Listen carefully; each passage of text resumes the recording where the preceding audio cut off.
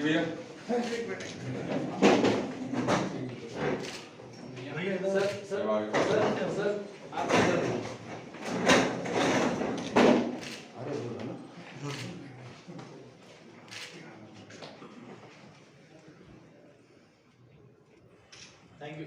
Memorandum देने का मकसद। देखिए, मजलिस इत्तेहादुल मुस्लिमीन के हमारे नेशनल प्रेसिडेंट और इस लोकतंत्र को मजबूत करने वाला सबसे अहम चेहरा बैरिस्टर असदुद्दीन ओवैसी साहब के घर को कल कुछ हिंदू आतंकवादियों ने, उस देश के दुश्मनों ने निशाना बनाया।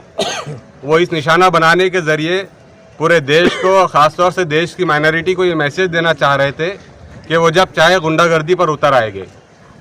लेकिन उन नाजायज़ औलादों को ये नहीं मालूम कि इस देश की सबसे लोकतांत्रिक तरीके से सबसे मजबूत आवाज़ जो उठती है वो बैरिस्टर असदुद्दीन ओवैसी साहब की उठती है।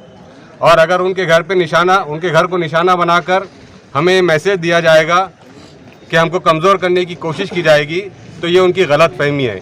बल्कि मजलिस इत्तेहादुल मुस्लिमीन उतनी तेज़ी से और उतनी ताकत से इस देश को बचाने के लिए अपनी आवाज़ को मजबूत करेगी।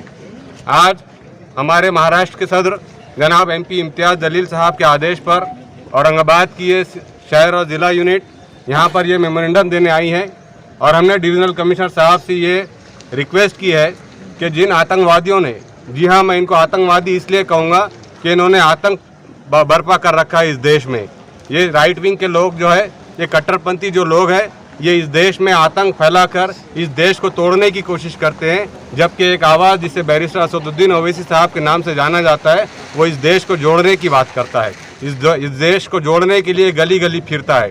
हम ये इस मौके पर मरकज़ी सरकार से यही दरख्वास्त करते हैं कि वो इस किस्म की कट्टरपंथी ताकतों पर और इस किस्म के गुंडों पर लगाम लगाए। बसूरत दिगर देश अंदर ही अंदर कमज़ोर होता जाएगा।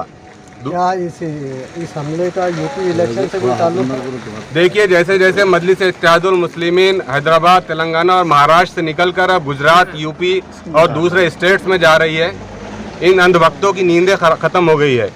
ये परेशान है इसलिए कि इस देश से अब हिंदू मुस्लिम की राजनीति ख़त्म करके इंसानियत की राजनीति और विकास की राजनीति का काम करने का बेड़ा बैरिस्टर असदुद्दीन ओवैसी साहब ने उठाया है। गुजरात में इनको हार का सामना करना पड़ा। उसके बाद अब यूपी इलेक्शन नज़दीक आ रहे हैं। ये इसी की एक कड़ी है कि ये हिंदुओं को मुसलमानों के खिलाफ और मुसलमानों को हिंदुओं के खिलाफ बहका कर अपनी सियासी रोटियां सेकना चाहते हैं। ये उसी कोशिशों की एक कड़ी है। लेकिन मजलिस इत्तेहादुल मुस्लिमीन और उसके तमाम कार्यकर्ता, ना सिर्फ तमाम कार्यकर्ता बल्कि जितने पुरअमन शहरी है इस हिंदुस्तान के, वो इस किस्म की हरकतों को कतई बर्दाश्त नहीं करेंगे। बल्कि हम इस सेकुलर ढांचे को मजबूत करने के लिए हर मुमकिन कोशिश करते रहेंगे। रखने वाला, मेंटालिटी रखने वाला कोई और शहरवासी, देशवासी इसको बर्दाश्त करेगा। असदुद्दीन ओवैसी साहब हमारे लिए एक बहुत बड़ा नाम है, एक हमारे नेता है जो हमेशा देश के लोकतांत्रिक ढांचे को मजबूत करने के लिए गली गली घूमते रहते हैं। इतना ही नहीं, अगर वो कहीं कोई इशू उठा रहे हैं तो वो आपकी जात से मुताल्लिक भी होता है, एक अधिकारी की जात से मुताल्लिक होता है, एक आम नागरिक से मुताल्लिक भी होता है। और लेकिन अंधभक्तों का जो सिलसिला चल रहा है कि वो हमको ये मैसेज देना चाह रहे हैं कि असद साहब के घर को निशाना बनाकर वो इस देश के माइनॉरिटी तबके को प्रेशराइज करेंगे, तो ये कतई नहीं होने वाला। इसका उल्टा असर ये होगा कि हम और ज़्यादा ताकत के साथ उठेंगे, हम और ज़्यादा ताकत के साथ इस देश में लोकतंत्र को जिंदा रखने के लिए ताकत के साथ एक साथ जमा होंगे। तो हम इस हरकत की निंदा करते हैं। आप ये मैसेज हमारा पहुँचाइए। हमारे जिला अध्यक्ष साहब हैं, हमारे नासिर साहब हैं, हमारे यूथ के दोनों भी अध्यक्ष यहाँ पर है।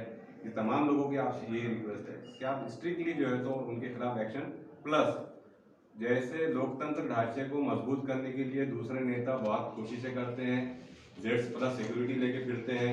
आज तक के असदुद्दीन ओवैसी साहब को किसी किस्म की कोई सिक्योरिटी नहीं है, वो खुद कहते हैं।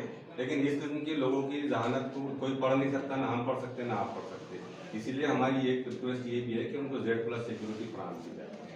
Z+ सिक्योरिटी फराहम की जाएंगी तो उनका कहीं ना कहीं एक सुरक्षा कवच रहेगा और इस किस्म के लोगों को कहीं ना कहीं ये डर रहेगा कि भाई इस बंदे के साथ Z+ सिक्योरिटी है। उन लोगों के ऊपर मतलब UAPA के कानून के तहत कार्रवाई होना चाहिए, क्योंकि उन्होंने जिस घर पे हमला करे वो असदुद्दीन ओवैसी साहब का खुद का घर नहीं है, वो एक सरकारी आवास है और लोकसभा के एक मेंबर जो देश की सबसे बड़ी संसद के अंदर बैठते हैं वहाँ के वो मेंबर है।